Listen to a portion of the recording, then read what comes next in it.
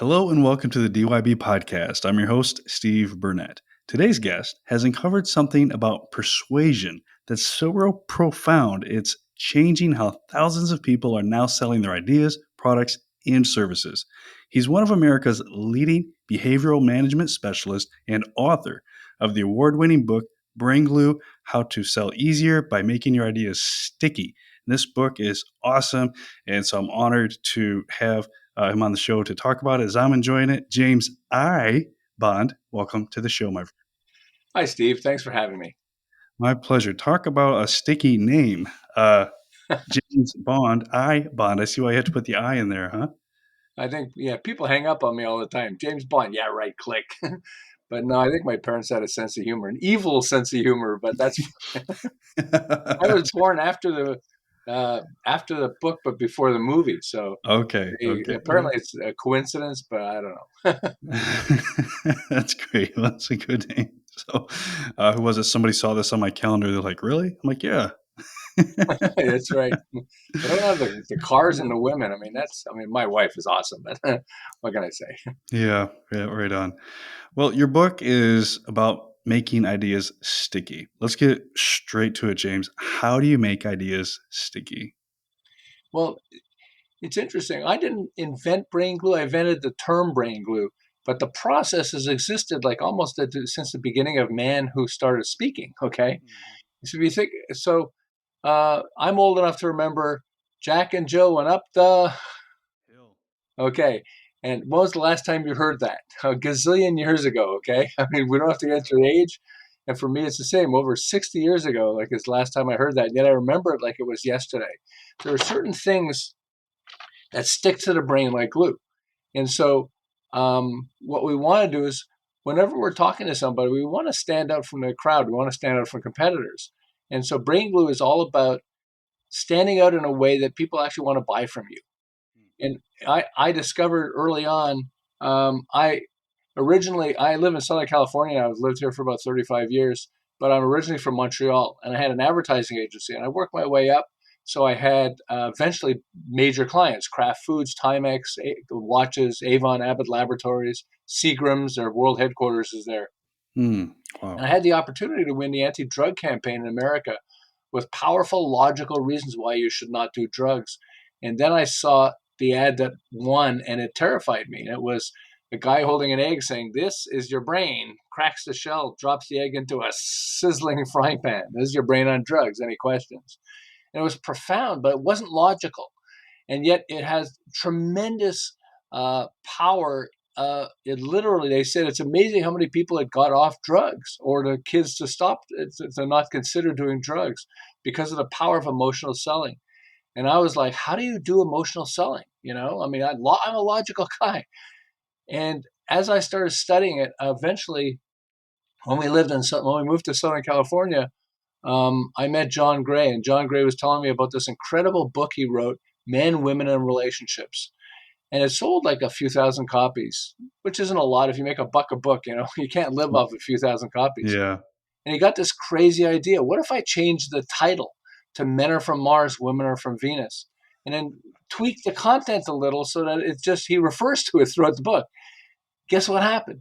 He sold 500,000 copies almost overnight, then 1 million, then 2 million, then 5 million, eventually 50 million copies. Okay. I mean, if you make a buck a book, I want one of those. Okay. Yeah. And I was like, what?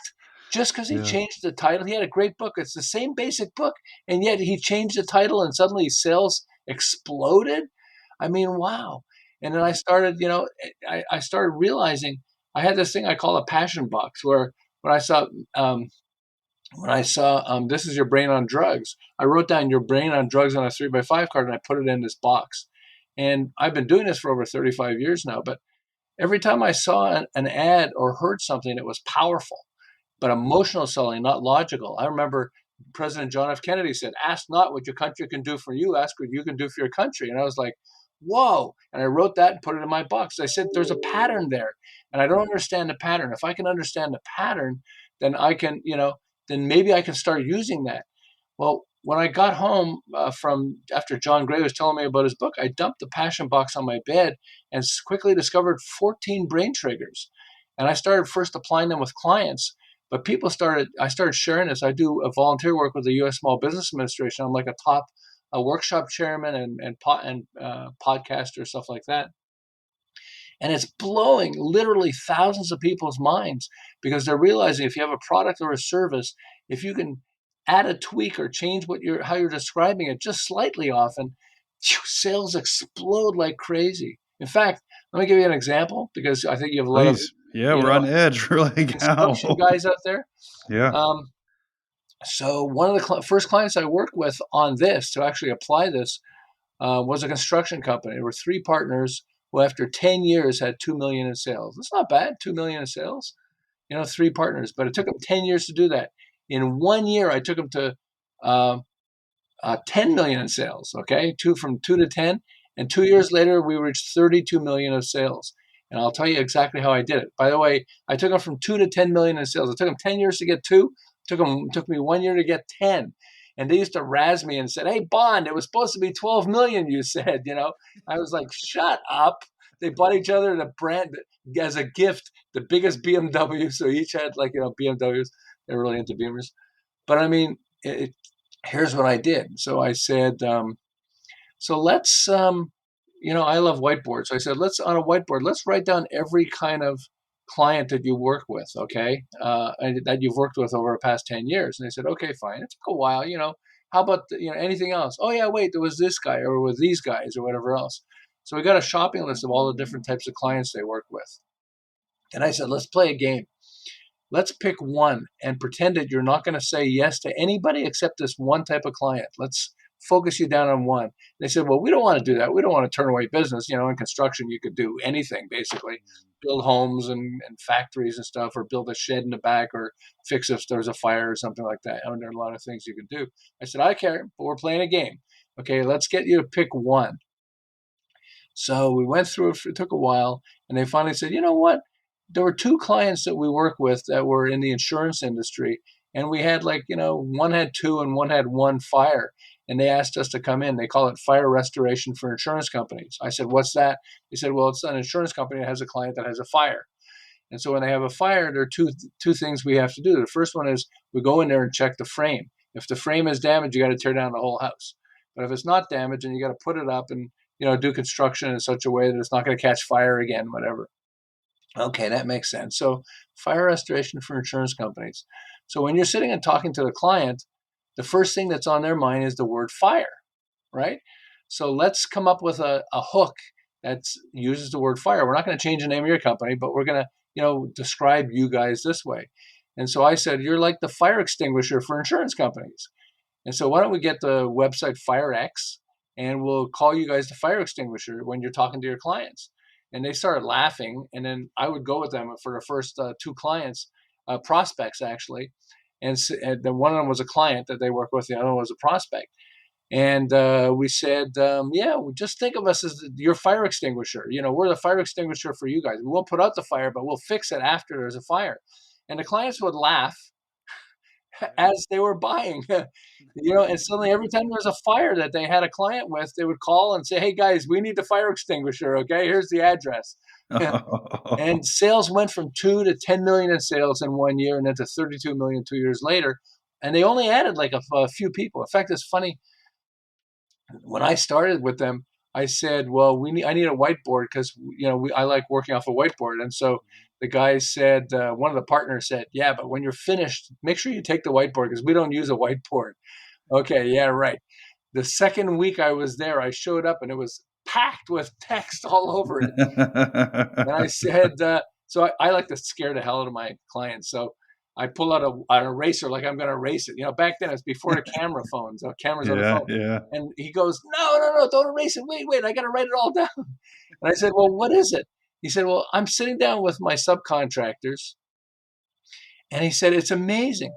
He said, they make promises, like the subcontractors make promises all the time, right? That they don't keep. Okay. And so he said, so every time somebody would make a promise, I said, so, hey, Joe, I need you to do this. He said, okay, I'll do this. Yeah, for sure. I turn around, I'd write it on a whiteboard. Something amazing happened. He said, I never saw this before. He started searching for a pen and a piece of paper so he could write it down. Said these guys would always promise off the top of their head without writing any of this stuff down. But once they saw me writing it on a whiteboard, they would write down the promises they made, so because they knew that they were going to be held accountable to that. It's like, wow. I said, so I guess I'm not taking a whiteboard away. He said, definitely not. It was really good. But the issue is their sales went from 2 to 10 million in sales almost overnight because of how they described the business they were in. That's And so something. it's just to me, it's so powerful.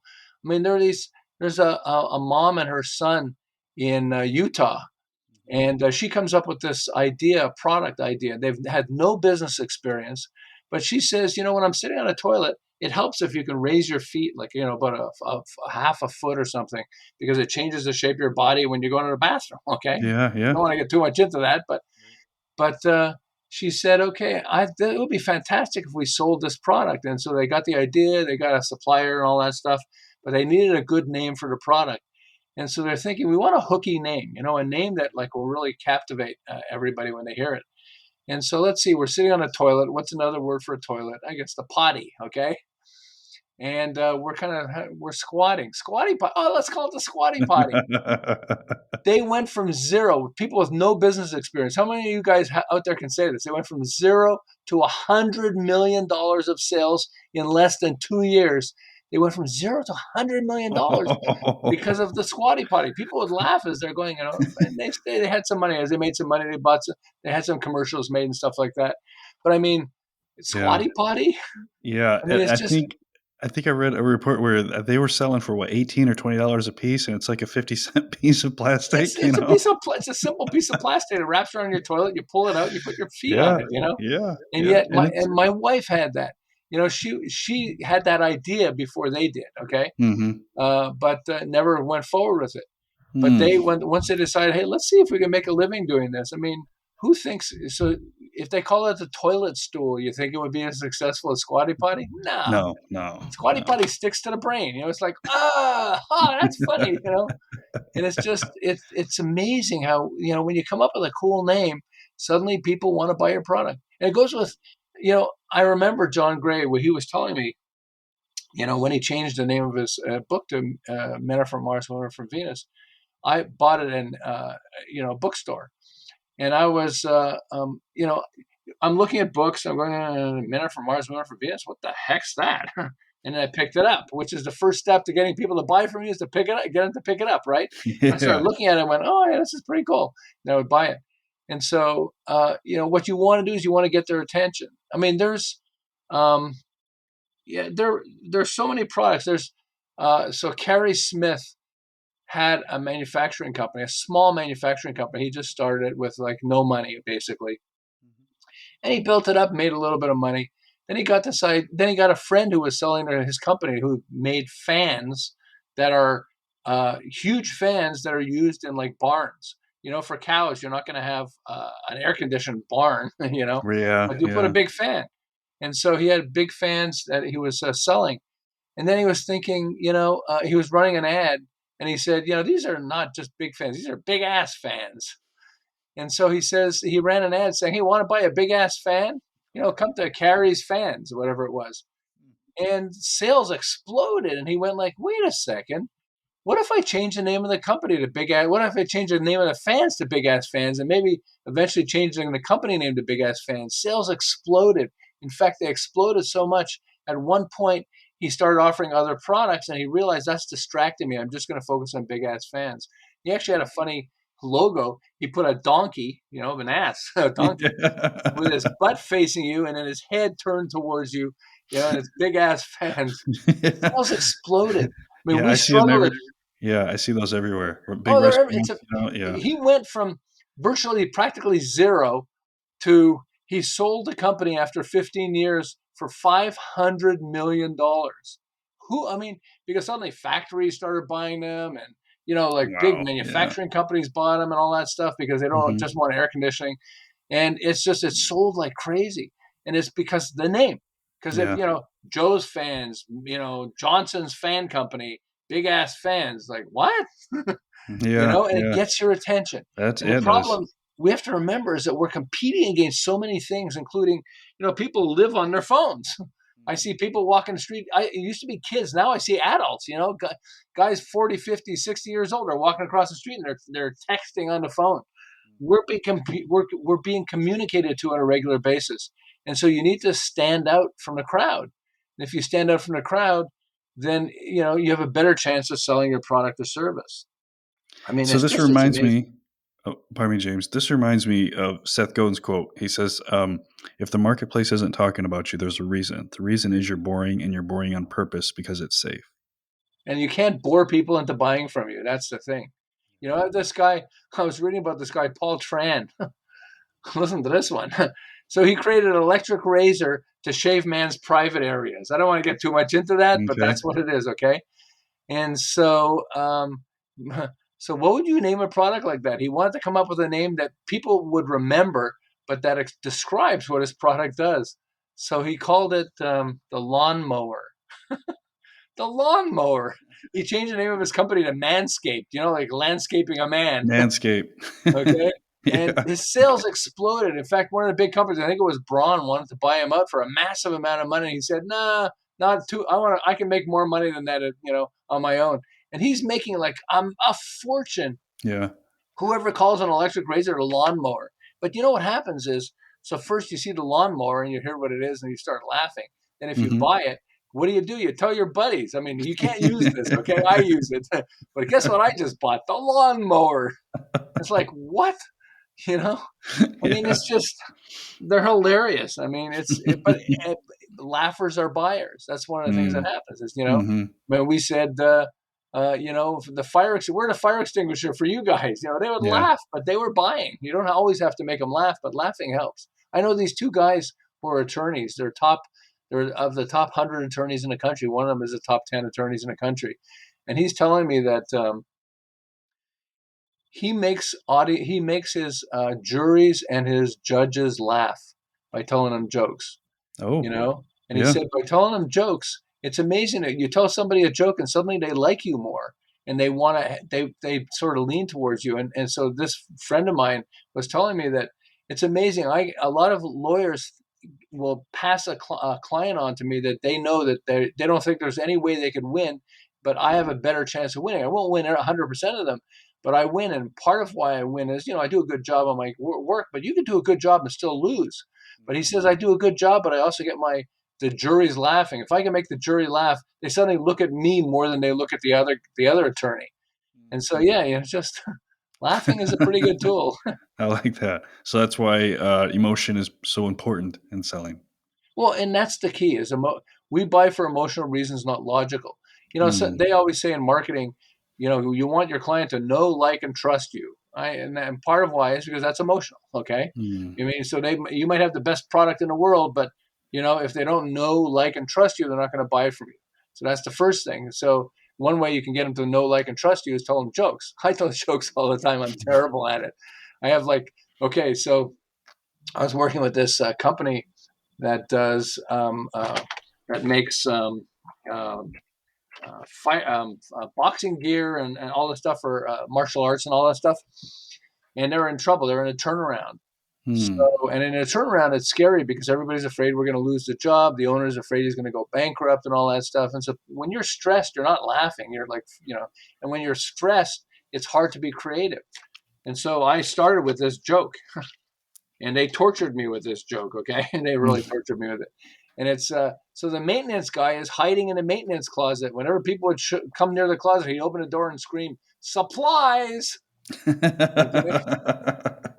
So for over a year, I was working with these guys, Yeah. and what they would say was, I look inside their office. You could see in a window or something, and I could see the stress on their face. I don't know if there were supplies that they couldn't, there's inventory they couldn't get, or they have a Mm. customer that's not happy, or whatever else. And they were all stressed. You could see the faces all folded. And I'd open the door and say, "Hey, how's it going?" And suddenly they'd smile and they go, "Supplies!" They tortured me for over a year with every time they saw me, "Hey, supplies!" But what happened was it changed their attitude. You could see, Mm. people become more creative when they're happy, when they're Mhm. laughing. And it's Mhm. just when you can reduce stress. And so it's so powerful. But guess what? Laughers are buyers. So if you Yeah. can get them laughing, that helps too. I remember Blue Emu. The it's arthritis cream, and they had Johnny Bench, the ex baseball player, talking about it. And I was, doing something else while a TV was on, and so then he said, "Blue Emu, it works fast and you won't stink." And I like, what did he just say? And it works fast and you won't stink. But stink is a trigger word. And sometimes you could use trigger words and it just wakes up the brain. Because we have to remember that most of the people we're talking to are half asleep. We don't realize it. Their brain is somewhere else. They're worried about a client they just got or a client they lost, or maybe their spouse is like thinking of a divorce, or maybe they don't have enough supplies or what it is. And because of that, they're so focused on that you talk about your product and they're shocking. They're nodding their head like, yeah, yeah, they're listening, but they're not listening. We don't realize that. But my wife is like that all the time. I'll talk to her and she'll say, okay, oh yeah, yeah. I said, come on, you weren't even listening. She said, yeah, I was. Okay, tell me what I was saying. She goes, okay, what were you saying? Yeah. It's like, thanks, Pam. But I mean, it's just, we're all like that. Yeah. We're so And bombarded with information. If somebody makes a pitch to us or tells us about their product or service, it looks like we think they're listening, but they're not really listening. You know, I have this great story. I'm going to ruin it for people in the beginning of my book, but and the story, but it's still, I think you'll appreciate it and relate to it. At the beginning of my book, I talk about my 4-year-old daughter, and I say my 4-year-old didn't want to have sex with the boy next door. I remember this So one. people are like, "What?" Yeah. But it sets the stage. I do a lot of work with the U.S. Small Business Administration, so sometimes I'll have 20 or 30 people, but often I'll have like 200, 300 people. And I was with one of the audiences, and I was talking about this, and I said, so I'm, she's old now. She's 35 years old. But when she was like, 4 years old, I heard her outside our house talking to a neighbor, and the neighbor's kid, young kid. And the kid said, "Do you like Alan, the boy next door?" And she said, "I like him, but I don't want to have sex with him." And so I'm like, okay, as a parent, it's scary. Like, first I look for my wife, Pam, where are you? You got to talk to her. But she was nowhere to be found. So I had to go out there and play parent. So I say to my audiences, like, so what do you say to a child, a 4-year-old that says, I like him, but I don't want to have sex with him? And so I have this, women often will say, you need to tell her, she needs to stop talking about that or whatever else. And I tell her, then I tell them the punchline. And the punchline is, I went out there, luckily I had the right question or I wouldn't be using the story. But I said, Lauren, what's sex? And she said, that's kissing. And I said, yeah, don't do that because you get germs. And I quickly escaped. But the point is, how many of us assume that when she said, I like him, but I don't want to have sex with him, that she understood what sex is the way we do? If we get it wrong with a 4-year-old, we'll probably get it wrong with a 40-year-old. How often do we say stuff to people and it just goes in one or out the other? We think that they understand exactly what we're offering or what we're saying or what we're explaining, and they're nodding their head, so it looks like it, but they're not. They don't understand the same way we understand. And I loved, when I was young, Zig Ziglar, a Oh motivational yeah. speaker, was fabulous. He changed my life. My wife and I went to a live workshop that he had. It was just fabulous. And he had this thing that really stuck in my mind. And he said, take this phrase, and this is valuable because we live in an age of texting now, texting and email. Okay. And how often do you send a text or an email that you think it was clear, but the person took it the totally wrong way? And so think about this. I did not say he beat his wife. Okay. How's that for one? So listen to how many different ways this can be interpreted. I didn't say he beat his wife. Somebody might have said it, but it wasn't me. I didn't say he beat his wife. I might have implied it, but I didn't say that. I didn't say he beat his wife. And am I talking about tennis? You think we're talking about him beating his wife up, right? But I was talking about tennis. And yet we Yeah. could take this Yeah. simple phrase and have all these totally different ways that it's interpreted. And I Hmm. have this thing, I mean, and a lot of people can relate to this with me because they relate to it also, is that you send an email and somebody gets pissed off at you and you're like, why are you mad at me? What Hmm. was this? I don't care. I'm not going to talk to you anymore. It's like, but Hmm. what did I say? I didn't look. I'm just not even going to talk to you anymore. And it's like, what? I was at one of the workshops I was doing, and this woman says, I love your workshops. You're just awesome, but you scream all the time.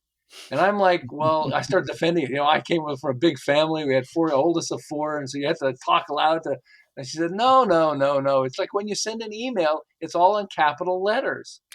And I'm like, oh, I do not send emails in all caps anymore. Maybe the headline sometimes. But Yeah. it's like she's saying I scream all the time. And I'm like assuming she means the way I talk. Mm, Although my mm. wife would say I scream all the time. That's a whole other story. But I mean, but it just, we say stuff all the time that we assume the other person Yeah. understands and they don't understand. And that's why you want a hook somehow. And if you can have a hook, it makes it easier. First, it wakes them up, it wakes up their brain.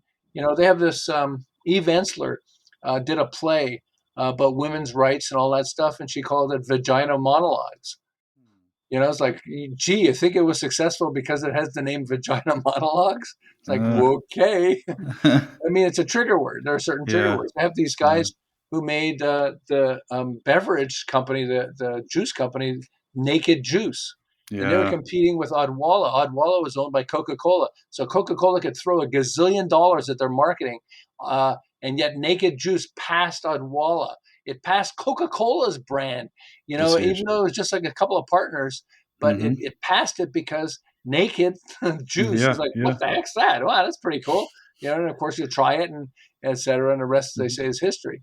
But so So yeah, James, go ahead. sorry, what do before I forget, why do you say that technical and logical people have a marketing disadvantage when it comes to persuasion?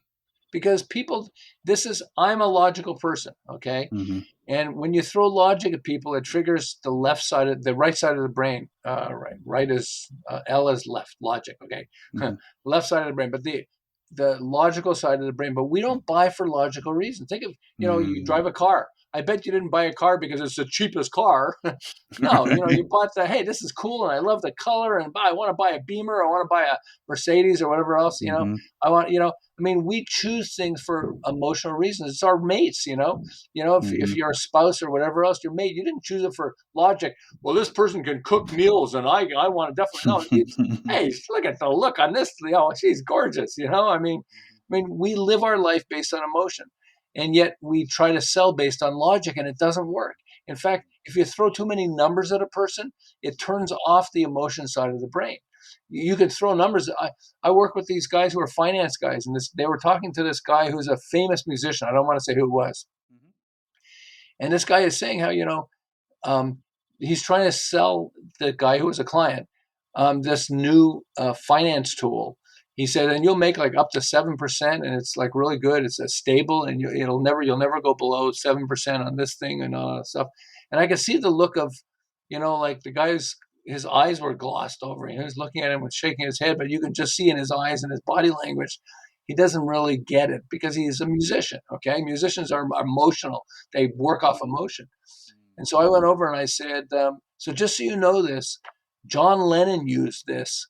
And after he died, it was one of the things that helped maintain his net worth. So he didn't lose it all the taxes and everything, even after he died. And the guy went, John Lennon did it. Okay, sign me up. And so the guy went from logic, to emotion. And so people buy for emotional reasons. And that was for me the hardest thing. My book, my book had a different title. I got Jack Canfield, who wrote Chicken Soup for the Soul, and a whole series of books. He sold 500 million books. Okay, if if he made 50 cents a book, that's not bad. Okay, Oh, yeah. 500 million, I'll take that. Yeah. And he loved my book, which is really great. He gave me he was mad at me. He said, I have so many books to read. I just started looking at your book and I couldn't put the damn thing down. I said, I'm sorry. Can I use that as testimonial? He said, on one condition, you're going to change the title of the book. The whole Mm, book is about brain glue. So I had so it should be called Brain Glue. But the title was Sell More with the Right Brain Marketing Strategy. That's a mm. logical title. He Yeah. says, you're trying Yeah. to teach us emotional selling and you got a logical title. You change it. I'll give you all the testimonies you want if you change the title. Yeah. I go, yes, sir. Okay. That's really hard. But it's just, we Yeah. think logically, most of us. But when we sell, you've got to include emotion. You've got to include emotion because people don't buy, you can't bore people into buying from you. But if you can trigger the emotion sides of the brain, suddenly people go like, oh, first it wakes them up. and then it makes them more hooked on you, which is really what you want. Does that make sense? How does the logical left brain, which I mostly think emotionally, How does it work? right? So how does yeah no, well, okay how do the left brain guys, right, use emotion? How do You're raising your we? hands. So I'm a left brain guy too. Okay. Okay, yeah, yeah. So here's what you do. Okay. The first thing you want to do, I have 14 tools. So I don't want to go through all 14, but I'll talk about some of them. Um, we want to understand the first thing you want to do is you want to answer it logically. Okay. The fire restoration for insurance companies. We fired it. We came up logically. It's fire restoration for insurance companies. Okay. I didn't know what that was, so they had to explain it to me. But you have to come up with a logical explanation first of what it is, because that's how our brain works. Okay. Then you want to explain the emotion side. And there are a few things. The first thing you want to think of is a metaphor or analogy. Okay, like my product or idea is just like blank. I had a behavioral management firm. We actually had one of Southern California's leading behavioral management firms. But when we describe it, people, their brain, you could see their eyes gloss over. Oh, we do this and we'll do this and it'll change behavior. We mix work with play. We confuse the mind with works and play. And they kind of look at us going, oh, okay, okay, and they can't relate to it. I mean, they'll take us because they got a referral or something, but we would always talk logically and they would not get it. But they would hire us because we had good experience, good results from clients or friends or whatever. But I realized part of the problem is that people don't understand what we do. So I came up with an analogy that we started using and people related to it. And I said, just think of us as like a personal trainer. A personal trainer shows up and maybe you can do 5 or 10 push-ups, or we can get you to do 20 push-ups. We can get you to do a few more push-ups, a few more sit-ups and everything else because we're there egging you on. Come on, two more. You can do it. Okay, yes. We're like that with getting people to tackle stuff outside your comfort zone. So, we're not going to take you from here to Mount Everest, but we can get you halfway up there, a quarter way up there by just tackling a little more than what you would tackle on your own out of your comfort zone. Because think of us as a personal trainer. And with a company, we'll say we'll work with your senior people and get them all tackling something a little bigger than they would normally tackle. When we used the personal trainer example, suddenly went, oh, that makes sense. That's interesting. I said, think of it. You can get your people to do this much because we use psychological tools. We can get them to do this much more. And because of that, so you want to move your company from 2 to 10 million in sales, or 20 to 50, or you want to go to 0 to 100 to 10 million in sales, or 2 million in sales, we'll get you tackling stuff a little out of your comfort zone. And suddenly they go, oh, that makes sense, huh? And it resonated with them.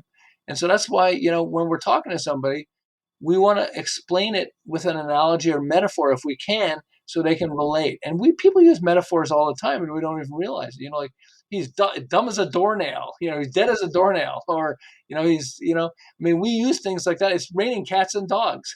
Really? Mhm. Oh yeah, look, cats are falling out of the sky. That's not happening. But we use stuff like that. I always think of I think of a Rocky Road ice cream. You open it up, it doesn't have rocks inside it. Mm, I mean, yeah, oh yeah, it yeah. does. Look at it. It's really crunchy. It's rocks. No, it's chocolate ice cream with nuts and marshmallows. But it's bumpy like a rocky road. Rocky Road also uses alliteration, another brain glue tool. Rocky Mm, Road. It's a repetition of sounds. And when I started realizing that, I realized like how many blockbuster products use alliteration. Coca-Cola, PayPal, TikTok. TikTok. Okay, what if they called it if they called it the Chinese social media company, you think they would be as successful as TikTok? No. And so yeah, why do they use alliteration? Because it works. It sticks to the brain. Hula hoop. I mean, yeah. it's just amazing how if you can pick something that's already stuck to the brain, it becomes easier to take your product or service and stick it to the brain too. I mean, one of the things I talk about in the book is um, when we're kids, a lot of us know the phrase head and shoulders, knees and toes, eyes, ears, mouth, and nose. So if you're going to come up with a dandruff shampoo, what would be a good name? Oh, how about head and shoulders? Duh. You think Procter and Gamble became a blockbuster by accident? No, they Yeah. understand head and shoulders is already inside the brain. So let's call it head and shoulders. Everybody's got the phrase, and it's when you use things like that, it makes it easier to sell. I mean, I want to tell you, that's one of the things I understood. when I started my business, we had an advertising agency. My brother could outsell me like crazy because I'm a technical guy and he was emotional. He knew how to do emotional selling. Nobody had to train him. It was just wired into him. And it pissed me off that he could sell me better than I could sell me. We would do advertising and photography work and stuff like that. And I could go in and try to win a client. Maybe they'll buy, maybe they won't buy. He goes in and talks, blah, blah, blah, blah. And they go, we got to hire you. And it's like, okay. And it's like, it pissed me off after a while because I love my brother tremendously, although family and business doesn't always mix, but he would start almost bullying me because he's like, without me, we wouldn't have all these clients. And he was right, and it bothered me. And so once I started learning these tools, I started realizing, well, anybody can learn this. It's actually not that complicated to learn where you can boost your business. I mean, somebody reads my book. I have a lot of people that do this. They come up with one idea. Now it shows you how to go through this because it gives you examples. And people go, oh, wow, I know that. Oh, that's why this works. Oh, interesting. Plop, plop, fizz, fizz. Oh, what a relief it is. Alka-Seltzer. Oh, that's what they're doing. Interesting. A little bit of sensory elevation, I call it. And once people start seeing the examples, then they go back and then they apply it. Now, almost everybody will apply one thing and suddenly their sales will explode. Just one thing. Because when you start understanding how persuasion works, you start to recognize how persuasion is such a huge part of our life. You're trying to get your kids to go to bed. That's persuasion. I mean, sometimes it might be Yeah. go to bed or else, I Yeah. mean, but still it's emotions. Like the kids are scared. Okay, I'll go to bed. I Oh, yeah. don't do that. Okay. But I mean, but it's just, you're trying to go on a date. That's persuasion, Mhm, like mhm. this guy was telling me about how, man, I went on a date with this the girl, the love of my life. I can't believe it. And because I told her a joke and she suddenly was hooked to me, you know, it's just so, persuasion works on so many levels. You Yeah, work with your boss or your client, you're trying to persuade him of something. How often, and it's frustrating, yeah, often do we yeah. talk to a client and we're trying to sell them something we know will be good for them. And they go, nah, I don't want to. But come on, Mhm. look at this. It'll, for 10% more, you can suddenly have a whole addition on your home. Yeah, I don't want, I'm not interested. Thanks. You Mm, know, and it's because we're selling logically instead of saying, mhm. your wife is going to love this. You're going to surprise her. Huh? When was the last time you gave her a present? Mm. Okay. Suddenly it opens, it Yeah, wires a different part of the brain. that's awesome. Well, don't wanna reveal them all. We gotta save some, for the book, right? 'Cause I haven't written a book myself. I know how hard it is to write and to put a book together, and I thoroughly enjoyed it. And so I wanna encourage everybody else to grab a hold of it too. James, really appreciate your time here today. How can people learn more about Brain Glue? Well, the easiest way is if you go to braingluebook.com, it'll take you to the page on Amazon and you can read. And Amazon lets you read some of the free stuff. We have an audiobook too, so you can listen to some of the audiobook. But yeah, braingluebook.com is the easiest way to do it. And just check it out. Hopefully you'll buy it. But even if you don't buy it, it shows you all the different brain glue tools and it gives you some of the examples so you can understand how to use it. But it's changed people's lives. I have to say, it's amazing. I mean, it changed my life, but it's amazing how many people say like, wow, this is so much fun. I also tell jokes. You want to be, I'm a terrible joke teller, but once you start understanding how brain glue works, you start to realize in your whole life how much it affects, so many elements of your life. It's really fun. So yeah, braingluebook.com is the easiest way to get it or check it out. BrainGlueBook.com. And just one idea has made significant impact in many Absolutely. businesses. Yeah. Absolutely. Awesome. Fantastic. Thank you so much, James. Oh, thank you, Steve, so much.